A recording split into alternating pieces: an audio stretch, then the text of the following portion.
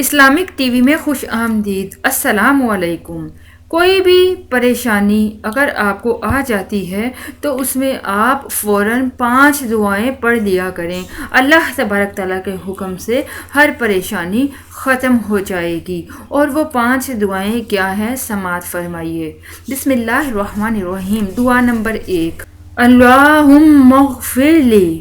دعا نمبر 2، بسم اللہ الذی لا الہ الا هو الرحمن الرحیم۔